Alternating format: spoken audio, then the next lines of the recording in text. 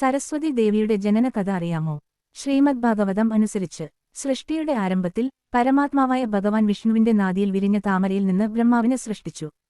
ഭഗവാന്റെ നിർദ്ദേശം അനുസരിച്ച് ലോകത്തെ സൃഷ്ടിക്കാനായി ബ്രഹ്മാവ് ധ്യാനത്തിൽ മുഴുകി. ആദ്യമായി ബ്രഹ്മാവ് 10 മാനസപുത്രന്മാരെ സൃഷ്ടിച്ചു. പിന്നീട് ബ്രഹ്മാവിന്റെ ഉള്ളിലുള്ള വികാരങ്ങളെല്ലാം മനസ്സിൽ കേന്ദ്രീകരിച്ചു. അത് ഒരു പുതിയ സൃഷ്ടിയായി പുത്രന്റെ രൂപത്തിൽ തിരിച്ചുവന്നു. അവൻ പെട്ടെന്ന് തന്നെ വളർന്നു വലുതായി. ജീവികളിൽ സ്നേഹം ജനിപ്പിക്കേണ്ടതാണ് നിന്റെ ജോലി, അതിനാൽ നീ കാമദേവൻ എന്ന് അറിയപ്പെടും എന്നു പറഞ്ഞ് ബ്രഹ്മാവ് വീണ്ടും സൃഷ്ടി നിർമ്മാണം ആരംഭിച്ചു. പിന്നീട് ബ്രഹ്മാവിന്റെ മനസ്സിൽ നിന്ന് ഒരു പെൺകുഞ്ഞ് പുറത്തുവന്നു. അവൾ തൽക്ഷണം വളർന്നു, യൗവനം പ്രാപിച്ചു. അവൾ സരസ്വതി എന്ന നാമത്തിൽ അറിയപ്പെട്ടു. അപ്പോൾ കാമദേവന് ഒരു കുസൃതി തോന്നി, തന്റെ കൈയിലുള്ള ബാണങ്ങൾ പരീക്ഷിക്കാൻ. അതേ തുടർന്ന് ബ്രഹ്മദേവനു നേരെ ഒരു ബാണമയച്ചു.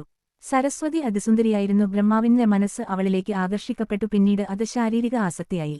എന്നാൽ സരസ്വതി യാതൊരു പ്രതികരണവും കാണിക്കാതെ ഒഴിഞ്ഞുമാറി. ബ്രഹ്മാവ് സരസ്വതിയെ സ്വയം പത്നിയായി കണ്ടു. ഇത് കണ്ട ബ്രഹ്മാവിന്റെ പുത്രന്മാർ ബ്രഹ്മാവിനെ വിനയപൂർവ്വം ഉപദേശിച്ചു. അല്ലയോ പിതാവേ, അങ്ങ് ചെയ്യുന്ന പ്രവൃത്തി തീർത്തും മോശമാണ്. ഒരു ദേവനും ഇപ്രകാരം ചെയ്തിട്ടില്ല. ഇനിയാരും അങ്ങനെ ചെയ്യുകയും ഇല്ല. അങ്ങയെ ലോകം അനുസരിക്കണം. അങ്ങ് ഒരു മാതൃക ആയിരിക്കണം. പുത്രന്മാരുടെ വാക്കുകൾ കേട്ട ബ്രഹ്മാവ് വളരെയധികം ലജ്ജിച്ചു. ബ്രഹ്മാവിന് കുറ്റബോധം തോന്നി. ഈ നീചമായ ചിന്ത തന്നിൽ ഉണ്ടാക്കിയത് കാമദേവനാണെന്ന് അറിഞ്ഞ ബ്രഹ്മാവ് കാമദേവനെ ശപിച്ചു. നീ പരമശിവന്റെ നേത്രാഗ്നിയിൽ വെന്തു വെണ്ണീറാവും. അങ്ങനെ അദ്ദേഹം തന്റെ അധർമ്മബോധത്തെ ഉപേക്ഷിച്ചു.